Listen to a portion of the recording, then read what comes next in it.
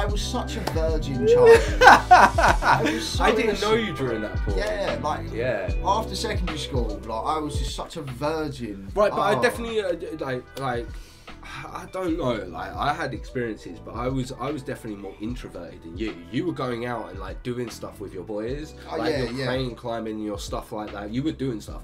I was like a lot more introverted, but then I would go out to like these like geek clubs. So I was like sociable, but the things I like were limited. Do you know what I mean? So like even though I like chatted with people, I didn't have as many interactions. You know. Yeah. And that's where I think we were slightly different. And then obviously, I then started going out when I was around about 19. I miss my crane climbing, man. I bet you do. They were some days. Like, I used to hang off. I used to do parkour. Yeah, I wasn't very good at it, but I used to enjoy it because it used to get me out, get to see my friends, and kept me fit and active. And one day, one of the lads introduced us. He was like, "Oh, do you want to go, like climb a building and that?" So we started climbing abandoned buildings, having a good laugh. And then we moved on to bigger things. I still remember the first crane I ever climbed up and hung off. Yeah, you've got a photo of that. If you send it to me, we'll link it here. We'll link it down. It was outside Stratford Station in London, and it was a brand new building getting built, and it was a 40-story high building. So like I'll give a bit of context for the guys here because I'm being a bit quiet. I'll ask some questions, even though I know the story. Like what led you up to like getting to this then? So like climbing and hanging off. No, just this particular one. So like, how many had you done before? Like, how many cranes had you done before this? We'd climbed quite a few cranes before. Like, it wasn't my first crane. Yeah. But it was my first hang. Okay. So we'd done multiple cranes before. Yeah. Like we'd travel up to London on random days, like on the weekend, with a high visibility jacket. Yeah. And would you sometimes like scout it out beforehand? No, we'd never. No, we'd literally go up there on the day. And then you just sort of see. Go up there on the day, have a look around on the train coming into London. See if there are any like closed ones. Because there's so many cranes. Yeah, okay. Oh my god. Oh my god. Because I can imagine your autism whenever you go into London and see like cranes. You're just like, I want to climb. I went to Miami. I want to climb. I was like, I want to do it. But yeah, like we climbed loads because it was just something fun to do. And I think for me, it was something completely different. Yeah. Like, I was never good at anything when I was a kid, and I wanted to do stuff that I knew I could do, and it was something that I could enjoy doing. Yeah. So did you get desensitized to it the more you'd done it, or was it that same feeling every time you done it? I think when I was climbing, because you were climbing the abandoned buildings and whatnot, you're used to heights. You're looking down, you're looking over. You're sitting on the ledge, you're hanging off the ledge of the building. That's fine. It doesn't really feel. You don't really think about it. No, but you said like you wanted to do something different and so on and so forth. So once you've done it once, did you feel like you're getting that same thing that you saw the first time every time you have done another crane jump? Yeah. Yeah. Like a crane. So it never. So that's what I meant. Sorry. Every time you climb a new crane, it's a new challenge. Okay. Because sometimes you've got cranes that are maybe, I don't know, 20 stories up and then they're flat. So then you're walking along the side, or you climb up to the top of it, and then you're walking along the top beam, like on the balance beam type I'm thing. with you. That was Big Red. We called that one Big Red. But so let's go back to the one we was just talking about, the first hang. Yeah. So on that, so now we got a bit more information of like sort of like it hasn't sort of like died down. So you've got into London and like you've got your high vis. So you've started scouting. Well, we're just walking around. Did you with this crane? Did you have an idea of which one? Well, we'd literally got off the station. Yeah. Got off the train, walked out the station, looked up, and it was there. It was just there. It was like perfect. We walked out the station. We didn't have to do anything. It was there, and we knew it was 40 stories. Yeah. Because it said on the number on the side of the building was a number, and it just went up, and it was 40, and then that's where the base of the crane was. Oh right, so the base was on floor 40. Oh, okay, yeah. The base of the crane was on floor 40. Yeah. So we were just having a little look around, and it was one of these ones where you walk under, and the scaffolding's like a tunnel. Okay. Like a small little tunnel thing on a pathway, you know what I mean? Okay, yeah. So we wait until it's clear. Pot's red's over. Had a little look. We're like, yeah. Right, up and over, lads. What? I'm done. Nice and Simple. easy. Nice and easy, not a problem. Have a little look around. We're like, right, there's the stairs. Okay. Up the stairs. 40 flights of stairs later, it took us 20... 40 flights of stairs. So when you're going up these stairs, like, are you like worried someone's going to catch you, or are you definitely sure no one's there? You have a little look around at first. That's why you scout it first at the bottom to make sure no one's there. You know there's cameras and you see them, so you just try and stay out of the way of that. But when you're in the stairwell, there's no cameras at the top. They're all on the floor. Okay. So as you're going up, you haven't got too much worry. Is it like we're just going up a flight of stairs? So at the moment, 40 flights of stairs. This is just out of breath. Yeah. But I get it. But you're still in somewhere where you're technically not supposed to be. So some people not as courageous as you might be worried. That's why I'm wondering. Oh, at this point, you're like, oh, it's all but good. it's like second nature. It's the more you do. It's like riding a bike, isn't it? Just trying to sort of like find out where you are. You do it one time, you do it 1,000 times. It's breaking and entering.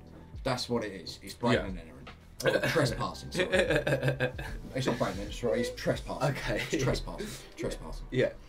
So, because obviously a lot of them think that you'll be out there to steal, like you're going for the work tools and that. That's 100% fair play. Yeah, anyway. Understandable. Yeah. So we wear GoPros on our head before we go over, for the whole time we're in there, and by the time we get over. Show the evidence. For just in case that if we do get taken to court, we've got the evidence to say, no, this is what we were here for, we've done no damage, anything like that.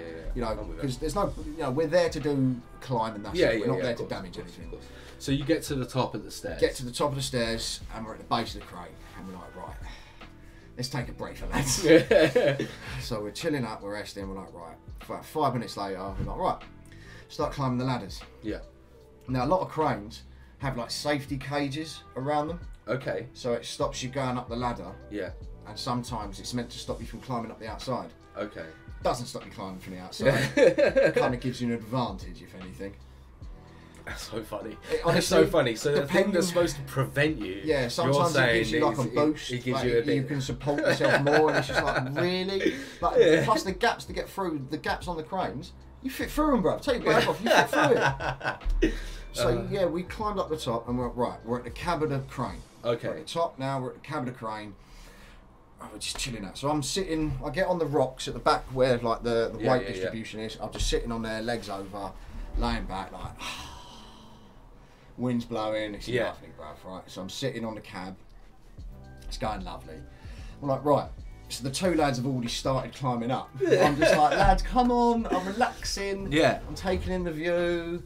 They're already climbing up there. And we're like, right, okay. So I start climbing up there. I've got my phone in one hand. You've got your phone now while you're... How far up in the air are you? So I reckon... So you're climbing this crane? It must have been about 60 stories in total, including the crane, because the arm was up. Yeah, I'm with you. So we're going at an angle all the way up, and halfway up, he's looked down, he's like, Jack, why are you climbing your phone in your hand? I was like, oh, right, yeah. I stuck it in my mouth and just started climbing like that.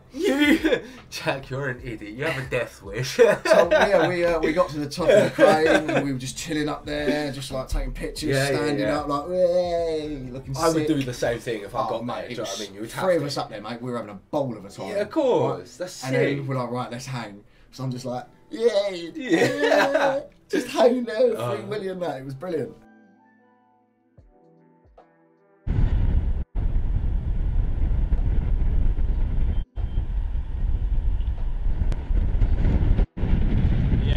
That's so funny. So then we're at the top of the crane, and then we look down, and we're like, oh no. There's 2 police cars. And we're looking about, we're like, no, are they for us? Are they for us? So at this point, have you now gone, like, the excitement and everything else has gone, we're still excited. Yeah. We knew it was going to happen. Okay. But it was a 50-50 chance it was going to happen. But we're over one of the busiest stations in London. Yeah. But we know that they're not going to come over. They've got to wait for us. Yeah. So we're kind of like waving at them, telling, we're coming down. Don't worry about it, we're coming down. So we slowly start to make our way down. Yeah.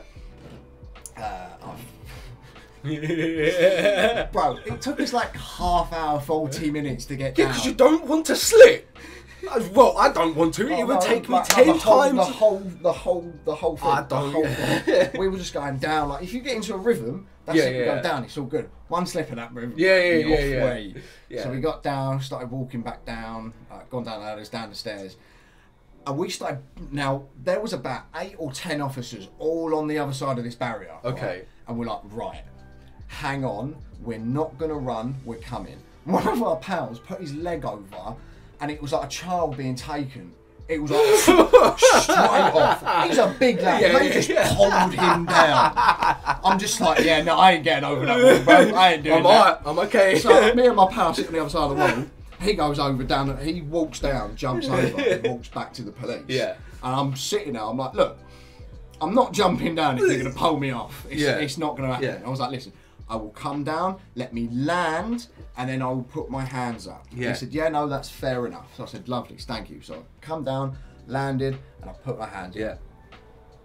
Handcuffs in the car. Yeah. I'm like, oh no, they've split us all up. One of us outside the car, I'm inside the car, one of them's in another car. I'm like, I've got my phone out, right? So I just started taking pictures. So I Snapchatting through the window. So my mate's talking to me in that car. I was like, we're having a bit of banter, mate. It's all good. So he pulled me out the car, and he's like, right, what are we doing, lads? And he was like, we're just there to climb it. That's all we were doing. That's all you've done. Just there to climb it. Like, we've got the GoPros to prove that we weren't like anything like that. And he's like, right. At no point you've started panicking or anything. No. You're just joking the whole time. You know you're going to be able to. We're not showing that we're laughing and joking like la la la. Just a bit of English banter. But yeah, the old banter. You can have a bit of banter with the police, but you've got to understand when it's serious. Be serious, but when you can have a bit of. And as long as you're like replying, giving the answers. Be respectful. Like as long as you're polite and respectful to a police officer, he will have no quarrels with you. Most of the time. That's what I've realised. From your experience. And from my experience, I've spoken to police officers in a nice and calm way, and they're so much more respectful. So anyway, it's like when I got caught Canary Wharf, mate. We'll have save that one for another episode. So in this one, you've got all three of you are in the different areas. Yeah, we're all in different place, to different police officers, and they're all like, "What are you doing?" We're literally just climbing, mate. It was like, we just come in. Just come to London to climb cranes. He was like, "Are you serious?" Yeah. So anyway, he's like, "Right, I suggest you get on the train and go home." A slap on the wrist, mate. You behave yourself, write your name down. Yeah. Don't do it again. Off you go. So what? That was it. That was it. Yeah. And did you leave straight away, or like did you take a bit of time? In my experience in London, if you get told to leave London, leave London. Leave London. You get followed by the cameras. We didn't believe it at first. Yeah. And then on a different situation.